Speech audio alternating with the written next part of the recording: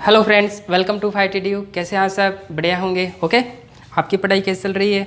अच्छी चल रही होगी। और मोल के मैंने बहुत सारे क्वेश्चन सोल्व करवाए और आप उन सभी क्वेश्चनों को सोल्व कर लिए होंगे और अदर्स भी प्रैक्टिस कर रहे होंगे आप। ओके, देखिए अब हम आगे चलते हैं। केमिस्ट्री के अंदर हम बेसिक चीज़ों के अंदर आगे चलते हैं और आज का हमारा कैलकुलेशन से रिलेटेड होगा। हम जब कैलकुलेशन करते हैं तो हमें वहाँ पे क्या आती है, बहुत समस्या आती है।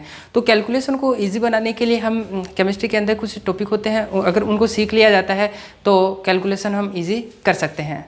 तो और वो टॉपिक कौन कौन से हैं? देखिए, सबसे पहला हमारा टॉपिक है क्या? राउंडिंग ऑफ अंतिम अंक हटाना। क्या? अंतिम अंक हटाना। इसका उपयोग कब करते हैं? जब हम कैलकुलेशन करते हैं तो कैलकुलेशन को इजी बनाने के लिए राउंडिंग ऑफ यानी कि अंतिम अंक हटाने का उपयोग करते हैं। अंतिम अंक हटाना कुछ नियमों के द्वारा किया जाता है। वो नियम कौन कौन से हैं? यदि हमें वो आ जाते हैं तो हम अंतिम अंक हटा सकते हैं और कैलकुलेशन को इजी बना सकते हैं। चलो, ये वो नियम कौन से हैं वो नियम देखते हैं। देखिए सबसे पहले हमारे नियम है लास्ट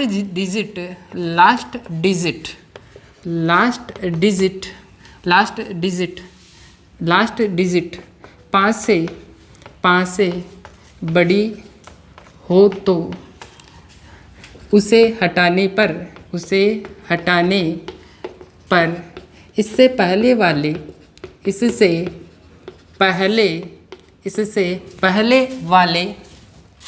पहले वाले अंक में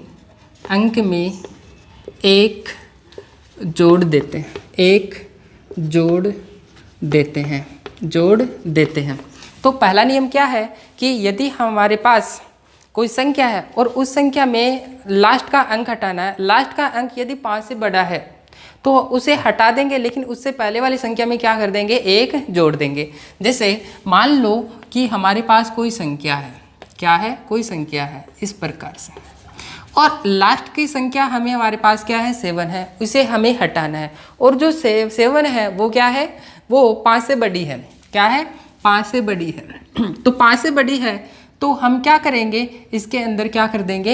एक जोड़ देंगे। मान लो कि हमारे पास यहाँ पे क्या है? यहाँ पे 6 कर देता हूँ मैं। क्या कर देता हूँ? 6। यहाँ पे हमारे पास क्या है? 7 है। अगर मैं इसको हटा देता हूँ, क्या करता हूँ? हटा देता हूँ 667.8। अब देखिए इसमें हम क्या कर देंगे? एक जोड़ देंगे तो ये कितना बन जाएगा? 7 बन जाएगा और ये हमारे पास क्या हो चुका है? आंसर हो जाएगा। नेक्स्ट एग्जांपल देखो, जैसे मान लो कि हमारे पास क्या है? कुछ संख्या इस तरीके से है। हमारे पास क्या है? इस तरीके से है। मैं यहाँ पे लिख देता हूँ 5 से बड़ी। जैसे मान लो कि हमारे पास क्या है? यहाँ पे 8 है। क्या है? 8। हमें इसको क्या करना है? हटाना है। क्या करना है? हटाना है। तो इसको हटा देंगे और इससे पहले वाली संख्या में क्या कर देंगे? एक जोड़ देंगे तो हमारा आंसर आ जाएगा 7967.6। अब यहाँ पे 2 है तो क्या कर देंगे? यहाँ पे 3 लिख देंगे और ये हमारा क्या हो जाएगा? आंसर हो जाएगा। अब ऐसे बहुत सारे एग्जाम्पल हो सकते हैं जिनके अंदर क्या होगा कि हटाए जाने वाला अंक 5 से बड़ा होगा तो उसको तो हटा देंगे, लेकिन उससे पहले वाली संख्या में हम क्या कर देंगे? एक जोड़ देंगे। बात क्लियर हो गई होगी। अब हम दूसरा नियम पढ़ते हैं। अगर मान लो कि हमारे पास 5 से छोटी हो, हटाई जाने वाली संख्या क्या हो? 5 से छोटी हो, तब क्या करेंगे? तो हम क्या कहेंगे? लास्ट डिजिट 5 से छोटी हो तो उसे हटाने पर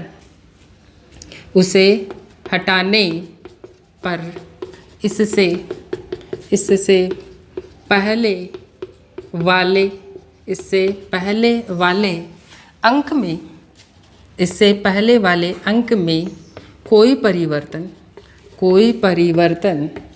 परिवर्तन नहीं करते। जैसे मान लो कि हमारे पास क्या है कि कुछ संख्या है। क्या है? कुछ संख्या है और वो इस संख्या के अंदर आपको दिख रहा होगा कि यहाँ पे 4 है और जो कि क्या है? 5 से छोटी है। जब इसको हटा देंगे तो इससे पहले वाली संख्या में कोई भी परिवर्तन नहीं करेंगे तो हमारा आंसर क्या रहेगा? यही रहेगा। तो हमने क्या किया? यहाँ पे साथ में किसी भी प्रकार का परिवर्तन नहीं किया। क्यों नहीं किया? क्योंकि हटाई जाने वाली संख्या क्या है? 4 है और वो क्या है? 5 से छोटी है। 5 से छोटी है। 5 से छोटी होती है तो कोई परिवर्तन नहीं करेंगे। और एग्जाम्पल देखिए, जैसे मान लो कि हमारे पास क्या है कि कुछ संख्या है। क्या है, कुछ संख्या है। हम एक है, लास्ट का डिजिट हमारे पास क्या है, लास्ट डिजिट हमारे पास क्या है, 1 है, जो कि क्या है 5 से छोटा है। इसको हटाने पर हमारे पास आंसर क्या मिलेगा, आंसर मिलेगा 2 ही रहेगा, कोई परिवर्तन नहीं करेंगे। क्यों? क्योंकि हमारे पास यहाँ पे जो लास्ट डिजिट है वो 5 से छोटी होती है, तो हटाई जाने वाली राशि 5 से छोटी होती है, उसको हटा करके उससे पहले वाले अंक में कोई परिवर्तन नहीं करेंगे। तो इसके लिए क्या हो गया, आंसर हो गया। ओके, चलो इसके अंदर बताओ आप, इसके अंदर हमारे पास क्या है कि ये संख्या है इस तरीके से, तो इसमें हमारे पास क्या आएगा, इसके अंदर मान लो कि मैंने 1 लिख दिया, मान लो कि यहाँ पे मैंने यहाँ पे क्या लिख दिया, यहाँ पे 1 3 लिख दिया, तो आप बताओ कि इसका आंसर क्या होगा, बता सकते हैं ना आंसर। ओके, अब हम नेक्स्ट नियम की बात कर लेते हैं। देखिए, हमने अभी अभी 2 नियम पढ़े हैं। पहला नियम तो ये है कि लास्ट डिजिट 5 से बड़ी हो तो हमने क्या किया, उसको हटा देंगे और उससे पहले वाली संख्या में 1 जोड़ देंगे। दूसरा नियम ये है कि लास्ट डिजिट 5 से छोटी हो तो कोई परिवर्तन नहीं करेंगे। तीसरा नियम ये हो सकता है कि यदि हटाई जाने वाली संख्या 5 ही हो तब क्या करेंगे। देखिए, तो हम क्या कहेंगे, लास्ट डिजिट 5 हो तो लास्ट डिजिट क्या हो, लास्ट डिजिट 5 हो तो इसे हटाने पर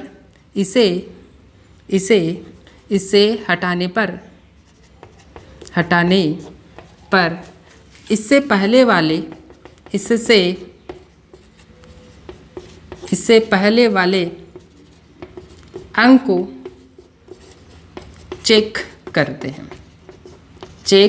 हैं। देखिए क्या नियम है, लास्ट डिजिट 5 हो और लास्ट डिजिट 5 हो तो इसे हटाने पर इससे पहले वाले अंक को चेक करते हैं। मैं इसको क्या करता हूँ, अच्छा कर देता हूँ, लास्ट डिजिट 5 हो और इसे हटाकर इससे पहले वाले अंक को चेक करते हैं। क्या चेक करेंगे, यदि मान लो कि वो पहले वाला अंक सम हो, पहला अंक इससे यानी कि यहाँ पे मैं लिख देता हूँ सम हो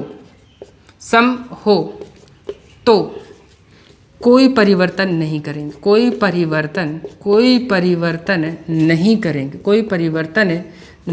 करेंगे, यानी कि हटाई जाने वाली संख्या से पहले वाला अंक यदि सम होता है तो कोई परिवर्तन नहीं करेंगे।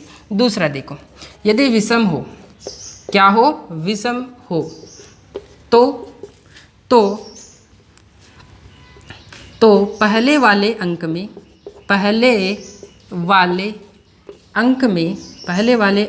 क्या कर देंगे, 1 जोड़ देते हैं। क्या कर देंगे, 1 जोड़ देंगे। कैसे, जैसे मान लो कि हमारे पास क्या है, सबसे पहला एग्जांपल मैं इसका देता हूँ सम। जैसे मान लो कि हमारे पास क्या है, कुछ संख्या है 679.66 और यहाँ पे हमारे पास क्या है 5 है। देखिए हमारे पास क्या है कि लास्ट डिजिट 5 है, हमारे पास क्या है, लास्ट डिजिट क्या है, 5 ही है। अगर 5 होती है तो इससे पहले वाले संख्या को चेक करते हैं। पहला हम क्या करेंगे, इसे हटा देंगे, 5 को तो हटा देंगे, इससे पहले वाले और क्या करेंगे, इससे पहले वाले अंक को चेक करेंगे। और इससे पहले वाला अंक क्या है, 6 है। इससे पहले वाला अंक यदि सम हो तो कोई परिवर्तन नहीं करेंगे। तो हमारा आंसर क्या आएगा यहाँ पे 679.6 ही रहेगा। क्यों, क्योंकि ये कैसा है, सम है। 6 क्या है, सम है। दूसरा एग्जाम्पल देखो, जैसे मान लो कि हमारे पास क्या है 764.2 और यहाँ पे मैंने क्या कर दिया 35। अब देखिए यहाँ पे हमारे पास लास्ट डिजिट क्या है, 5 है। अब 5 है, इसको तो हटा देंगे, लेकिन इससे पहले वाले डिजिट में कोई परिवर्तन होगा या नहीं होगा, हमें इसे चेक करना पड़ेगा। क्या कि ये संख्या सम है या फिर विषम है। अगर सम होता है तो कोई परिवर्तन नहीं करेंगे, और यदि विषम होता है तो क्या कर देंगे, उसके अंदर 1 जोड़ देंगे। तो यहाँ पे हमारे पास जो 3 है वो क्या है, विषम है। तो इसके अंदर हम क्या करेंगे, 1 जोड़ेंगे। तो हमारा आंसर क्या आएगा 76424। ये हमारा क्या आ जाएगा, आंसर हो जाएगा। ओके, और एग्जाम्पल के रूप में देखें तो जैसे मान लो कि 732.111 है हमारा, तो यहाँ पे हमारे पास मैं इसको क्या कर देता हूँ 5 कर देता हूँ। अब देखिए यहाँ हमारे पास क्या हटाई जाने वाली संख्या क्या है 5 है, और इससे पहले वाली संख्या हमारे पास क्या है 1 है, तो 5 तो हट जाएगी, लेकिन इससे पहले वाली जो संख्या 1 है इसको चेक करना पड़ेगा। यदि हमारे पास ये सम होती है तो कोई चेंज नहीं होगा, लेकिन अगर ये विषम है तो क्या होगा चेंज होगा। एक कैसी संख्या होती है विषम होती है, इसके लिए इसके अंदर हमें क्या करना पड़ेगा एक जोड़ना पड़ेगा। तो क्या बनेगा 732.12, इसके लिए हमारे पास क्या हो जाएगा आंसर हो जाएगा। और भी अगर हमारे पास इस तरीके से अंक आ जाते हैं तो हम उनको क्या कर सकते हैं हटा सकते हैं। ओके, अब जो हमारे पास अंतिम अंक हटाना है राउंडिंग ऑफ है, इसका उपयोग कहाँ पे करते हैं जब हम कैलकुलेशन करते हैं। तो कैलकुलेशन को इजी बनाने के लिए हम राउंडिंग ऑफ का उपयोग करते हैं, मतलब अंतिम अंक हटाने के नियमों का उपयोग करते हैं ताकि हम कैलकुलेशन इजी कर सके, हमारा जो आंसर आए उसके अंदर एरर ना हो, गलतियां ना हो, त्रुटियां ना हो। ओके, कई बार हमारे पास क्या होते हैं कि 4 ऑप्शन ऐसे होते हैं, 4 में से 2 ऑप्शन ऐसे होते हैं कि उनमें पॉइंटों का ही फ़र्क होता है। तो पॉइंटों में जो फ़र्क होता है उनको सही तरीके से तभी निकाल पाएंगे जब हम क्या है हमें राउंडिंग ऑफ आए, अंतिम अंक हटाना आए। ओके, तो हम जब कैलकुलेशन करेंगे तो उसको हम वहाँ पे भी देखेंगे। ओके, एक काम कीजिए, इसको वीडियो को पॉज कर लीजिए और आप इसको नोट कर लेंगे, फिर हम आगे चलते हैं नेक्स्ट टॉपिक की तरफ।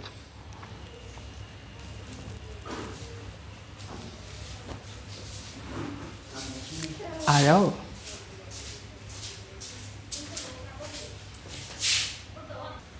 हाँ देखिए, अगला हमारा टॉपिक है सिग्निफिकेंट फिगर्स, मतलब सार्थक अंक। देखिए कोई भी चीज़ होती है, अगर हम उसको मेजरमेंट करते हैं, मापते हैं, तो हमारे पास क्या आता है कोई अंक आता है। उस अंक को परिशुद्ध बनाने के लिए, शुद्ध बनाने के लिए कुछ अंकों का उपयोग करते हैं, उन अंकों को हम क्या कहते हैं सार्थक अंक कहते हैं। ओके, ये अब हमारे पास जो मेजरमेंट होता है उस मेजरमेंट के अंदर जो अंक मिलता है वो किसी का भी हो सकता है, लंबाई का अंक भी हो सकता है, आयतन का भी हो सकता है, एम्पियर का भी हो सकता है, विद्युत धारा का हो सकता है, किसी का भी हो सकता है। ओके, तो उसमें जो संख्या प्राप्त होगी उन संख्याओं को परिशुद्ध करने के लिए जिन नियमों का उपयोग किया जाता है, यानी कि जिन संख्याओं का उपयोग किया जाता है उन्हें हम क्या कहते हैं सार्थक अंक कहते हैं। तो देखिए मापन से प्राप्त अंकों के, तो हम क्या कहेंगे मापन से प्राप्त अंक हमारे पास क्या होंगे, मापन से प्राप्त अंकों के परिणाम, मापन से प्राप्त अंकों के परिणाम को शुद्धतापूर्वक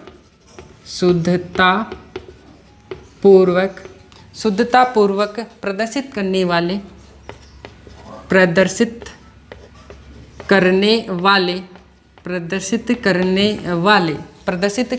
वाले अंकों को ही सार्थक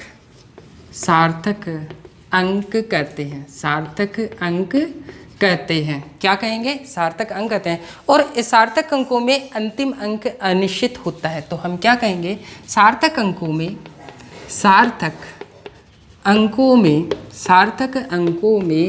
अंतिम अंक अनिश्चित होता है, अनिश्चित होता है। कैसा होता है, अनिश्चित होता है। सार्थक अंकों में जो अंतिम अंक होगा वो कैसा होगा, अनिश्चित होगा।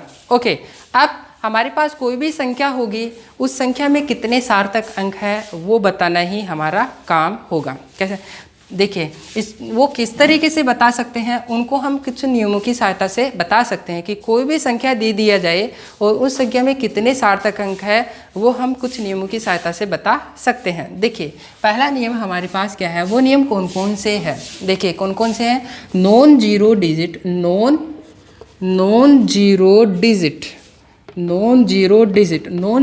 का मतलब होता है 1 से लेकर के 9, 1 2 3 4 5 6 7 8 9 हो गया।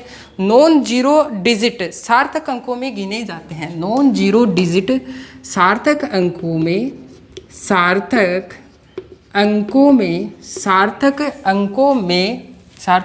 में गिने जाते हैं, सार्थक अंकों में गिने जाते हैं। किस में गिने जाएंगे? सार्थक अंकों के अंदर गिने जाते हैं। जैसे मान लो कि हमारे पास एग्जाम्पल के तौर पर मैंने लिखा 67 पॉइंट, तो देखिए यहाँ पे हमारे पास कितने संख्या है 1 2 3 4 5।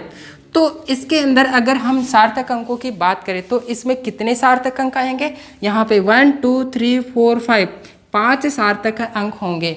यहाँ पे हमारे पास दशमलव है, दशमलव से कोई मतलब नहीं है। ओके, सार्थक अंकों में दशमलव को नहीं गिना जाता है। ओके, बात क्लियर हो गई होगी। अब दूसरा एग्जांपल देखो, जैसे मान लो कि हमारे पास क्या है, कोई संख्या इस तरीके 6 7 6 है, ये है हमारे पास।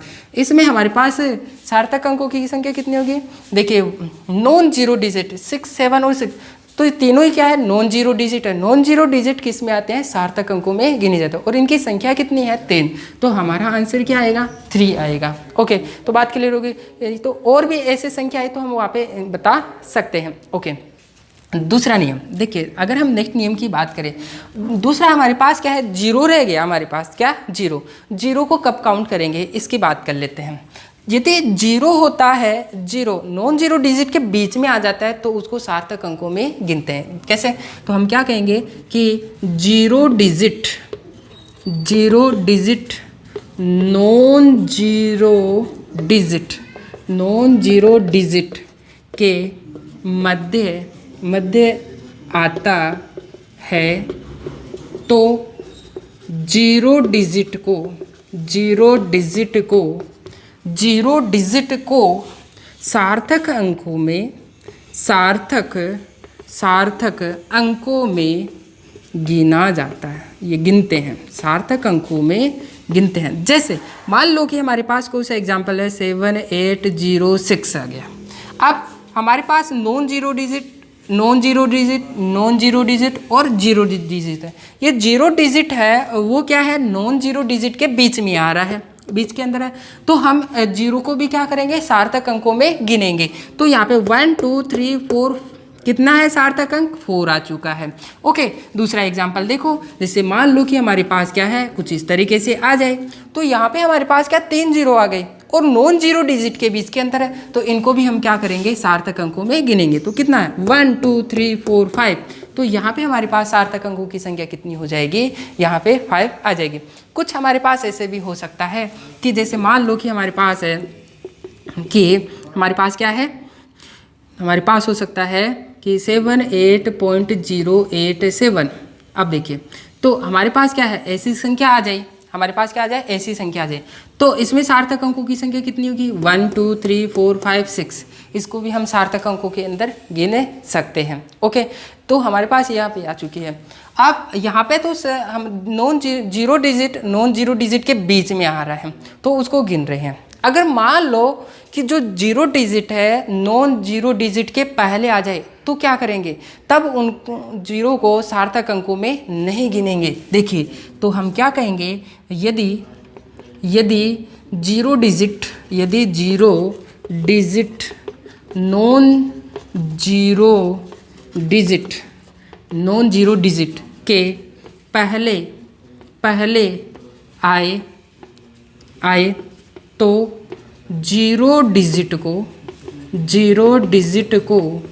जीरो डिजिट को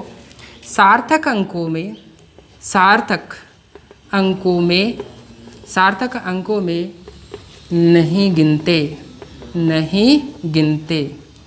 गिनते हैं। जैसे एग्जाम्पल के तौर पे हमारे पास 0 0 0 7 8 6 है। तो हमारे पास ये तीनों तो क्या है? नॉन जीरो डिजिट है, जबकि ये तीनों क्या है? जीरो डिजिट है। तो नियम क्या है? Zero digit non zero digit के पहले आए तो जीरो डिजिट को सार्थक अंकों में नहीं गिनते। यहाँ पे हमारे पास क्या? Zero digit non zero digit के पहले आ रहे हैं, इसलिए इनको हम सार्थक अंकों में नहीं गिनेंगे। अब सार्थक अंक केवल कितने बचे? 3 बचे। 1 2 3। हमारा आंसर क्या होगा?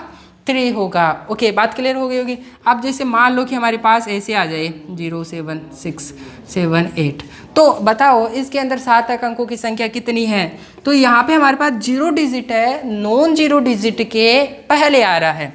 Zero digit non zero digit के पहले आ रहा है, तो हम जीरो को सार्थक अंक में नहीं गिनेंगे, केवल और केवल नॉन जीरो डिजिट को काउंट करेंगे सार्थक अंकों में। तो 1 2 3 4 5 और यहाँ पे क्या आ चुका है, 5 आंसर आ चुका है। ओके, हमने देखा है कि जीरो डिजिट अगर पहले आ जाए तो काउंट नहीं करेंगे, और यदि बीच में आ जाता है तो उनको काउंट करेंगे, लेकिन अगर बाद में आ जाता है तब क्या करेंगे, तब क्या करेंगे, इसको हम चेक करेंगे। तो एक काम कीजिए, पहले इसको आप नोट कर लीजिए, फिर हम आगे चलते हैं। वीडियो को पॉज कर लीजिए और आगे हम चलते हैं।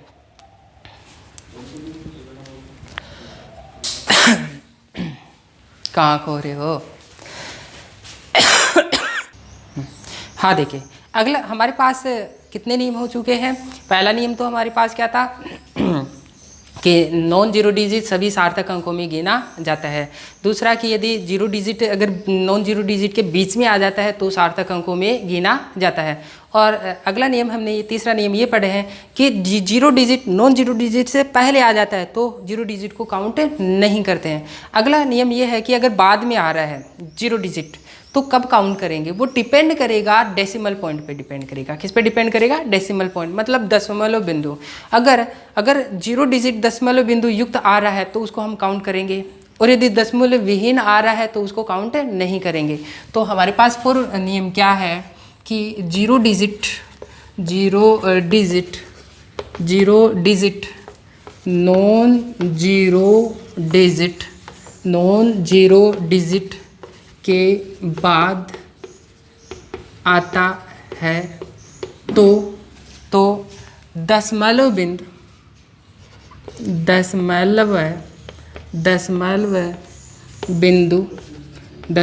बिंदु मतलब डेसिमल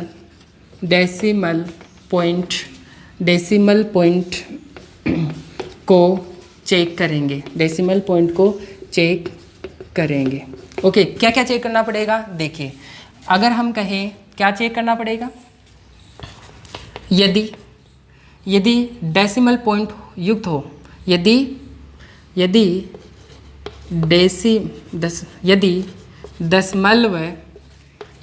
दशमलव बिंदु युक्त हो तो जीरो डिजिट को सार्थक अंकों में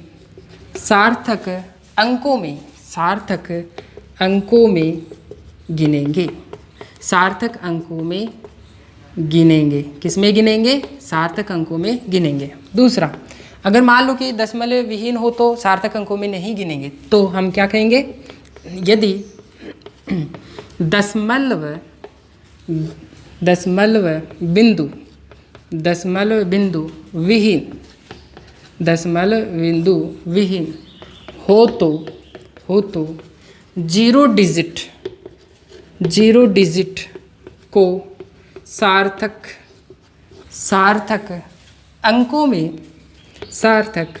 अंकों में नहीं गिनेंगे।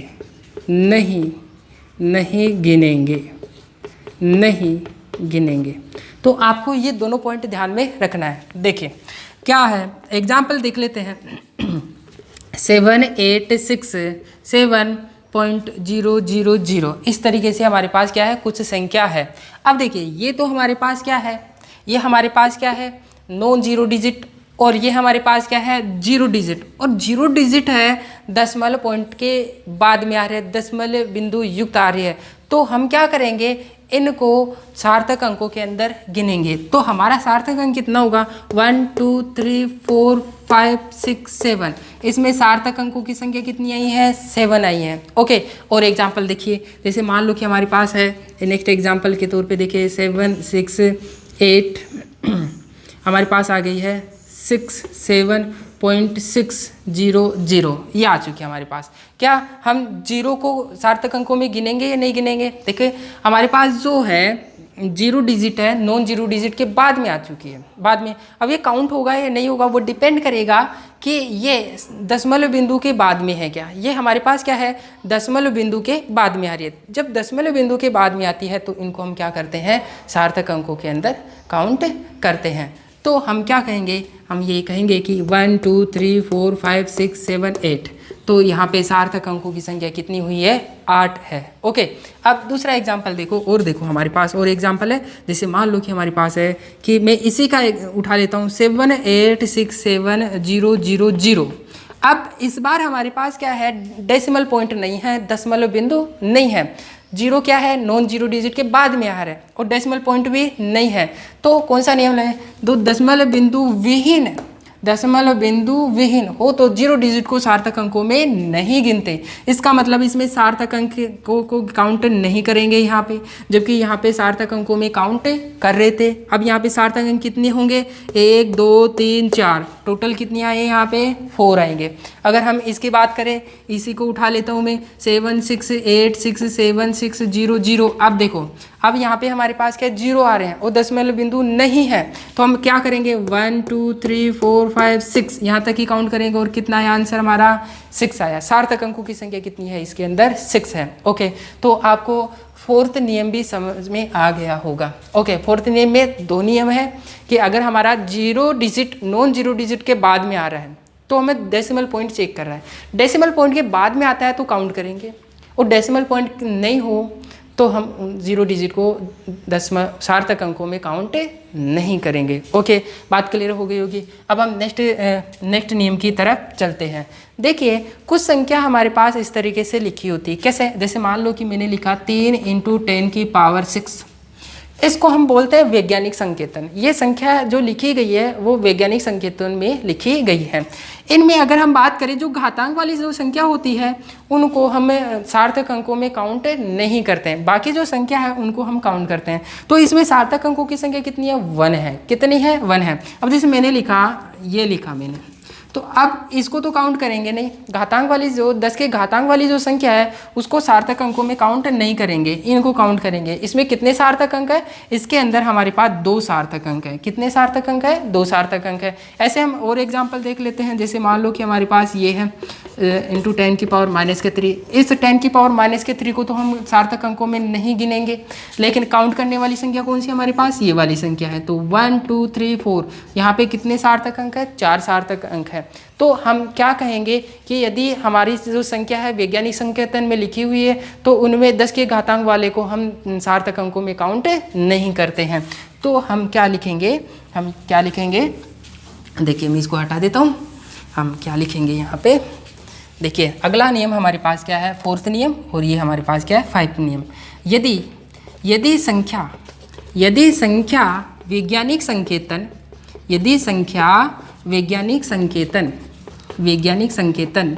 में लिखी होती है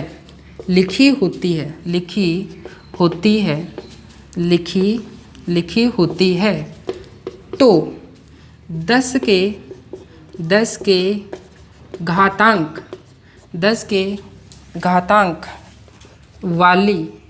10 के घातांक वाली राशि को सार्थक अंकों में नहीं गिनते हैं। ओके, एग्जाम्पल देख लेते हैं। एग्जाम्पल अभी बताया था मैंने, क्या, 3 × 10⁻⁶, तो इसको हम सार्थक अंकों में नहीं गिनेंगे। और इसमें अगर हम सार्थक अंकों की बात करें तो केवल और केवल इसको काउंट करेंगे, कितना है, 1 है। सार्थक अंकों की संख्या कितनी है, 1 है। अगला एग्जाम्पल देखो, जैसे मान लो कि 7 6 और यहाँ पे मैंने लिखा 8 × 10⁻³ अब ये वैज्ञानिक संकेतन में लिखा हुआ है और यहाँ पे हमारे पास ये है, इसको हम सार्थक अंकों में काउंट नहीं करेंगे। किन किन को काउंट करेंगे, इनको, 1 2 3। कितने सार्थक अंक है इसके अंदर, 3 सार्थक अंक है। ओके, इस तरीके से हम क्या कर सकते हैं कि सार्थक अंक बता सकते हैं। अगर कोई संख्या वैज्ञानिक संकेतन में लिखी हुई है तो वहाँ पे भी हम क्या बता सकते हैं, सार्थक अंकों की संख्या बता सकते हैं। तो हमारे पास टोटल कितने नियम आए, 5 नियम आए हैं सार्थक अंक काउंट करने के लिए। कितने नियम आए, 5 आए हैं। ओके, मैं आपको कुछ एग्जाम्पल दे देता हूँ, उनमें आप सार्थक अंक बताओ। इससे पहले एक काम कीजिए, आप इनको वीडियो को पॉज कर लीजिए और इनको नोट कर लेंगे।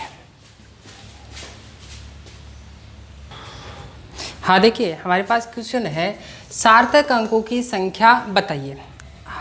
कोई संख्या है उसमें कितने सार्थक अंक है वही हमारा काम होता है, और वो किससे दिया जाता है, कुछ नियमों से।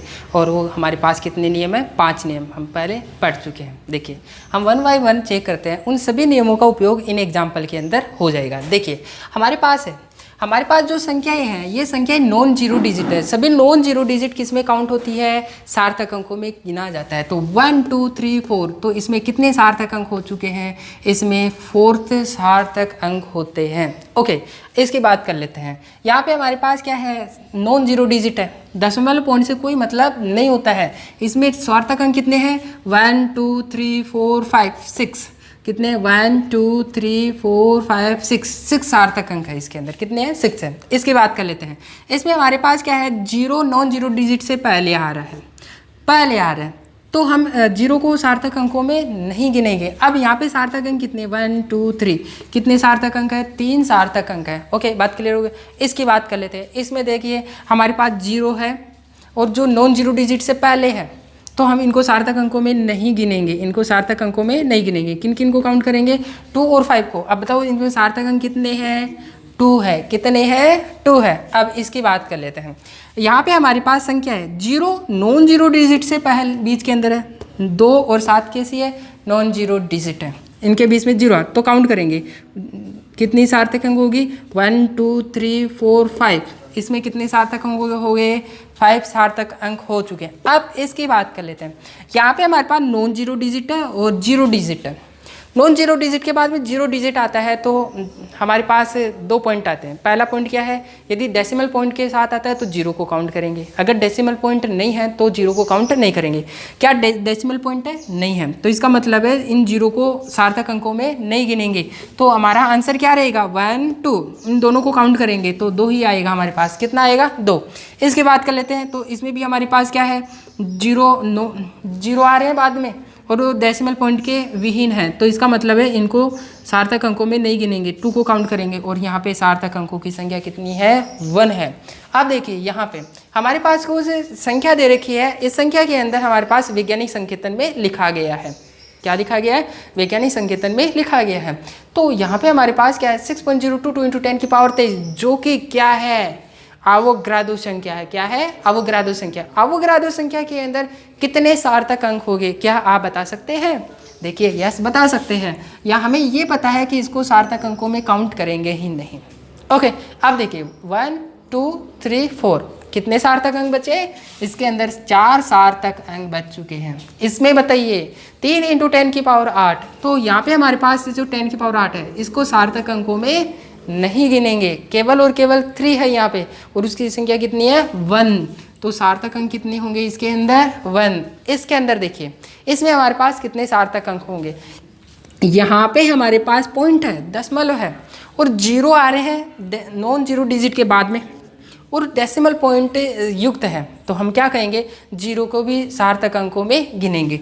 तो इनको 0 0 0 इनको भी काउंट करेंगे, नॉन जीरो डिजिट तो काउंट होता ही होता है। तो टोटल सार्थक अंक कितने हो गए, 1 2 3 4 5 6, टोटल कितने हो चुके हैं, 6। इस प्रकार से हम क्या कर सकते हैं, सार्थक अंकों की संख्या को बता सकते हैं। ओके, बात क्लियर हो गई होगी। आप वीडियो को पॉज कर लीजिए और इनको आप नोट कर लेंगे। ओके, हम आगे चलते हैं। हाँ देखिए हमारे पास अभी हमने क्या किया, सार्थक अंकों की संख्या काउंट कर रहे थे। तो हमारे पास कभी कभार क्या होता है कि सार्थक अंक आते हैं एक ही वस्तु के, हमारे पास क्या होता है, एक ही वस्तु के अलग अलग सार्थक अंकों की संख्या हो सकती है। तो उनमें परिशुद्ध सार्थक अंक कौन सा होगा, वो कैसे चेक करेंगे, जितने सार्थक अंकों की संख्या ज़्यादा होगी वह मापन उतना ही परिशुद्ध माना जाता है। मैंने क्या बोला कि हम किसी को मेजरमेंट कर रहे हैं, माप रहे हैं, और कोई अंक आया और उसमें सार्थक अंकों की संख्या आई, अगर जिस मापन में सार्थक अंकों की संख्या ज़्यादा होती है वो परिशुद्ध सार्थक अंक होता है। तो मैं क्या कहूँगा, जिस मापन में, तो हम क्या कहेंगे कि जिस मापन में सार्थक अंकों की संख्या अधिक होती है वह ज़्यादा परिशुद्ध होता है, ज़्यादा परिशुद्ध होता है। जैसे मान लो कि हमारे पास क्या है, एग्जाम्पल के तौर पर मैंने लिखा 5.0 ग्राम, एक मैंने लिखा 5.00 ग्राम, और पूछ लिया जाए कि 5 ग्राम और 5.00 ग्राम कौन सा परिशुद्ध है, तो सबसे पहले हम क्या करेंगे, इनमें सार्थक अंकों की संख्या काउंट करेंगे। उसके बाद में चेक करेंगे कि किसमें ज़्यादा सार्थक अंक है। अगर हम इसमें सार्थक अंकों की संख्या चेक करेंगे तो देखिए इसमें कितने सार्थक अंक हैं। क्या हम इस जीरो को काउंट करेंगे? यस, क्योंकि डेसिमल पॉइंट के बाद में आ रहा है। ओके, तो हम क्या कहेंगे कि इस जीरो को भी काउंट करेंगे। तो कितने सार्थक अंक हुए इसके अंदर? 2 सार्थक अंक हुए। अगर हम इसकी बात करें तो ये भी जीरो के बाद में आ रहे हैं, तो इनको भी हम क्या करेंगे, सार्थक अंकों में गिनेंगे। टोटल सार्थक अंक कितने हुए यहाँ पे? 3। अब देखिए परिशुद्ध सार्थक अंक कौन सा होगा? जिसमें सार्थक अंकों की संख्या ज़्यादा होगी। तो यहाँ पे हमारे पास क्या है, 3 के अंदर सार्थक, यहाँ पे हमारे पास क्या है, इसमें 5.00 ग्राम में सार्थक अंकों की संख्या 3 है, इसलिए ज़्यादा परिशुद्ध कौन सा होगा? ये वाला ज़्यादा परिशुद्ध होगा। तो बात क्लियर हो गई होगी। तो हम क्या कहेंगे, इसलिए 5.00 ग्राम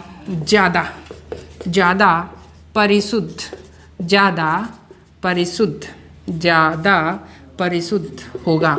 ओके, बात क्लियर हो गया। और अगर आपको और एग्जाम्पल दे दिया जाए तो आप वहाँ पे बता सकते हैं। जैसे मान लो कि मैंने दिया 8.00 ग्राम है, वह दूसरा है 8.0 ग्राम में परिशुद्ध मापन कौन सा है? परिशुद्ध मापन कौन सा है? क्या आप बता सकते हैं? यस, बता सकते हैं कि इसमें हमें हमारा क्या है, सबसे पहले सार्थक अंकों की संख्या काउंट करना। इसमें सार्थक अंक कितने होंगे? इसमें क्या जीरो को काउंट करेंगे? यस करेंगे, क्योंकि डेसिमल पॉइंट के बाद में। तो कितने सार्थक अंक हुए? इसमें 3 सार्थक अंक हुए। और इसमें अगर हम बात करें तो कितने सार्थक अंक हुए? 8 को भी काउंट करेंगे, 0 को भी काउंट करेंगे। इसमें 2 सार्थक अंक। किसमें ज़्यादा सार्थक अंक है? इसमें 3 ज़्यादा है, तो इसका मतलब है ज़्यादा परिशुद्ध कौन सा हमारा? 8.00 ग्राम ज़्यादा परिशुद्ध है। इसलिए हम क्या कहेंगे? इसलिए हम ये कहेंगे कि 8.00 ग्राम ज़्यादा परिशुद्ध है।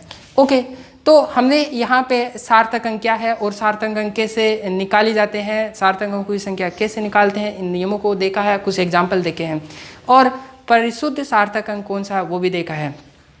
इनका उपयोग हम न्यूमेरिकल के अंदर किया जाता है। ओके, अब यहाँ पे अगर हम बात करें कि इससे पहले तो वाला अंतिम अंक हटाना, दूसरा सिग्निफिकेंट फिगर, ये कई कम्पिटिटिव एग्जाम के अंदर भी वहाँ पे इनका क्वेश्चन आता है। जैसे अगर मैं जेट की बात करूँ तो जेट के अंदर यहाँ से क्वेश्चन आता है, बनता है क्वेश्चन, तो आप इनको अच्छे से तैयार कर लेंगे। ओके, एक काम कीजिए, आप इसको नोट कर लेंगे।